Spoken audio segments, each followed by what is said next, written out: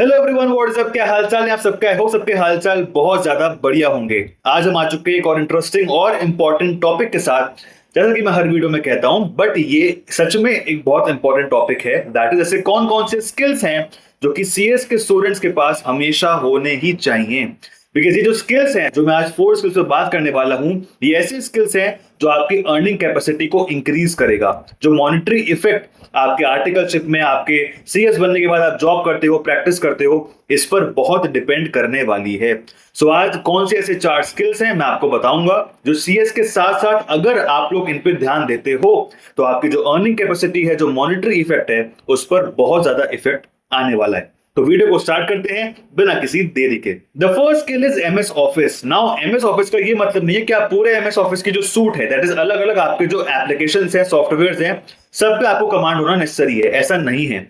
MS office के 3 ऐसे softwares हैं, एप्लीकेशंस हैं, that is MS Excel, MS Word और पावर पॉइंट। इन तीनों पे बेसिक कमांड होना बहुत जरूरी है सीएस के स्टूडेंट्स को। आपको पता है कि अब धीरे धीरे एआई आना शुरू हो गया है। अगर एआई के जमाने में आपको एक्सेल और वर्ड और पावर पॉइंट के बेसिक फंक्शंस नहीं आते होंगे, I am very sorry, as a CS मतलब आप जब क्वालिफाई कर जाओगे, आप बहुत लंबा नहीं खेल पाओगे मार्केट में। ना कोई भी एम्प्लॉयर हुआ या फिर मैं खुद हुआ, I am not expecting you to be an expert in MS Excel, MS Word, power point. But basic जो फंक्शंस होते हैं, टेबल्स बनानी है, शीट्स बनानी है, अलग अलग प्रेजेंटेशंस बनानी है, बहुत इंपॉर्टेंट है। ये सब चीजें आप लोग को आनी चाहिए। शॉर्टकट कीज कैसे यूज करते हैं एमएस वर्ड में, एक्सेल में, पावर पॉइंट में, आपको ये चीज आनी चाहिए। आप सोचो कि आप कल को जॉब करने जाते हो एज अ कंपनी सेक्रेटरी, तो वहां पे बोर्ड मीटिंग है, जनरल मीटिंग्स हैं, अलग अलग कमिटी मीटिंग्स हैं, कुछ प्रपोजल लेकर आना है, कंप्लायंस के बारे में आपको समझाना है बोर्ड ऑफ डायरेक्टर्स को, तो वो प्रेजेंटेशन की मदद से ही समझाया जाता है। और आप अगर खुद प्रेजेंटेशन नहीं बनाओगे तो और कौन बनाएगा? हालांकि आई नो दैट इंस्टीट्यूट इस पर पता नहीं अभी तक क्यों कोई ऐसा प्रोविजन नहीं ला पाया है कि ईडीपी या सीएलडीपी में या फिर बीच में कहीं पर ऐसा कोई कोर्स उनको एस्टैब्लिश करना चाहिए जो कि सीएस के स्टूडेंट्स को फ्रीली ऐसा प्रोवाइड करे कि MS Excel, Word, power point. So I hope कि आप अपने पर्सनल लेवल पे इन तीनों सॉफ्टवेयर या एप्लीकेशंस पर फोकस करोगे। अब हम लोग बात करते हैं दूसरे स्किल के बारे में, दैट इज कम्युनिकेशन स्किल। आपको पता है कितनी इंपॉर्टेंट है कम्युनिकेशन स्किल का? मतलब ये नहीं होता है कि आप लोग को इंग्लिश फ्लुएंट बोलनी है, लैंग्वेज कोई भी हो, हिंदी हो, इंग्लिश हो, बट एटलीस्ट वो प्रॉपर होनी चाहिए। मैंने खुद अपने आर्टिकलशिप के फेज में, बिकॉज सीएस बनने के बाद तो मैंने कंटेंट क्रिएशन स्टार्ट करा है, प्रैक्टिस स्टार्ट करी है। मैं जॉब के लिए नहीं गया, बट आर्टिकलशिप में I have also given an interview to पीडब्ल्यूसी। यस, मैंने पीडब्ल्यूसी, that is one of the big 4 firms in India, मैंने पीडब्ल्यूसी में भी इंटरव्यू दिया है। तो मैंने वहां पे भी कभी भी ऐसा नहीं है कि मैंने इंग्लिश बोली है, because I also hate English, मुझसे नहीं इतनी फ्लुएंट इंग्लिश बोली जाती है। सो कम्युनिकेशन स्किल का मतलब ये नहीं कि आप फ्लुएंट इंग्लिश ही बोलो, हिंदी बोलो या इंग्लिश बोलो, बट वो प्रॉपर होनी चाहिए। तो उसमें कोई भी गलत वर्ड, उसमें कोई भी अजीब सा वर्ड, गांव वाली जो भाषा होती है, कर रहा है, हो रहा है, ऐसा है, वैसा है, ये सब चीजों को आपको रेस्ट्रिक्ट करना है अगर आपकी वो बोली में है तो। मैं यहाँ पे किसी की डिसरिस्पेक्ट नहीं कर रहा हूं, but this is something very basic जो सबसे पहले इंटरव्यूअर या एम्प्लॉयर आपका चेक करता है। भले ही आपका ऑल इंडिया रैंक आ चुका हो, बट स्टिल वो आपका सीवी चेक करने से पहले कम्युनिकेशन स्किल चेक करेगा। सो आपका इंट्रो पार्ट है वो इंग्लिश में बोलो, दैट इज ओके, बट उसके अलावा जो भी आपकी कम्युनिकेशन होनी चाहिए वो हिंदी में हो, इंग्लिश में हो, बट होनी चाहिए प्रॉपर गुड या proper fluent. That is the real meaning of communication skill. अब आप इसको अच्छा कैसे कर सकते हो? सीएसए स्टूडेंट्स जब भी फ्री होते हैं, अच्छे अच्छे पॉडकास्ट देखा करो, अच्छी अच्छी बुक्स पढ़ा करो, चाहे वर्चुअली पढ़ लो, अगर परचेज वगैरह नहीं कर पा रहे हो सो वर्चुअली पढ़ लो। सो आई होप आप इस पे फोकस करोगे। The third skill we are moving to, that is presentation skill.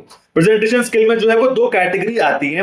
The first category कि आपका बॉडी स्ट्रक्चर कैसा है, द फर्स्ट कैटेगरी कि बॉडी स्ट्रक्चर है आपका, या बॉडी किस तरीके से आपका पोस्चर है, किस तरीके से आप अपने को प्रेजेंट करते हो, जो शरीर है, मैं उसकी बात कर रहा हूं। आपका हेयर स्टाइल है, आपके नील्स कट हैं कि नहीं है, बहुत इंपॉर्टेंट है, बहुत चीजों को नोटिस करता है एम्प्लॉयर।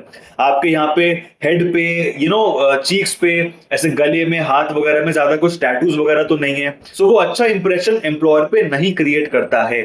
सो आपको basically first category that is आपकी प्रॉपर नेल्स कट हो, अगर आपके बाल लंबे हैं तो प्रॉपर क्लीन हो, आपके प्रॉपर कॉम्ड होने चाहिए बाल, अगर छोटे हैं तो भी प्रॉपर कॉम्ड हो, प्रॉपर जो भी स्टाइल आप लोग रखते हो that must be proper. And the second category is कि आप लोग अपने आप को प्रेजेंट कैसे करते हो क्लोथिंग सेंस में, आपका क्या पहनावा है। अगर आप आज के क्षेत्र में कल को इंटरव्यू देने जा रहे हो बट आपको यही नहीं पता है कि किस तरीके से पहनावा आपका होना चाहिए, आप लोग जो है वो नॉर्मल सी टी शर्ट जीन्स कैजुअली आप लोग चले गए, भाई गलत इंप्रेशन पड़ेगा, आपको वो सिलेक्ट नहीं करने वाले हैं। भले आप ऑल इंडिया रैंकर हो, भले आपके कंपनी लॉ के प्रोविजंस सीबी लॉ के प्रोविजंस बहुत अच्छे हो, बट स्टिल वो आपको सिलेक्ट नहीं करेंगे, because the first and the foremost thing communication skill और आपकी प्रेजेंटेशन स्किल देखी जाती है। सो प्रेजेंटेशन स्किल में दोनों कैटेगरी पे फोकस करना है कि आपका बॉडी पोस्चर अच्छा है कि नहीं है, आपके बॉडी में जो बेसिक बेसिक चीजें हैं दैट इज आपका जो फेस है, आपका हेयर, आपके नेल्स, ये बिल्कुल प्रॉपर होने चाहिए, और आपका क्लोथिंग सेंस कैसा है वो बिल्कुल प्रॉपर होना चाहिए। दोनों पे फोकस करना बहुत जरूरी है। Now the last skill that is the certification courses. यार सर्टिफिकेशन कोर्सेज अगर मैं आपको सच में बताऊं, मार्केट में सर्टिफिकेशन कोर्सेज बहुत सारे हैं, हजारों हैं, and you can do a lot of certification courses, कुछ अनपेड हैं कुछ पेड हैं, बट द प्रॉब्लम इज कि स्टूडेंट्स ये नहीं समझते कि सिर्फ कोई भी सर्टिफिकेट कोर्स करने से आप लोग की अर्निंग कैपेसिटी या आपका जो मॉनेटरी इफेक्ट आता है ना वो प्लस में नहीं आता। ऐसा नहीं होता है कि एम्प्लॉयर आप कोई भी सर्टिफिकेट कोर्स आपने कर लिया और वो इंप्रेस हो जाएगा, ऐसा नहीं है। आप लोग को ध्यान रखना है कि आप लोग आर्टिकलशिप में या फिर सीएस बनने के बाद कहां पे जाने वाले हो। अगर आप जॉब करने जा रहे हो किसी लिस्टेड कंपनी में और आपने जीएसटी इनकम टैक्स का सर्टिफिकेट कोर्स कर लिया, तो मुझे बताओ कि एम्प्लॉयर क्यों खुश होगा।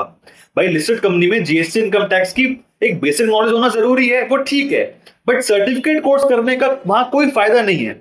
सो अगर आप एक लिस्टेड कंपनी में जा रहे हो तो सेबी के कोर्सेज हैं, एनआईएसएम के कोर्सेज हैं, वो करो, ताकि एम्प्लॉयर भी इंप्रेस होगा, जो आपका इंटरव्यूअर है वो भी इंप्रेस होगा, और आपको बाद में उससे हेल्प भी मिलेगी, आपका नॉलेज इंक्रीज होगी।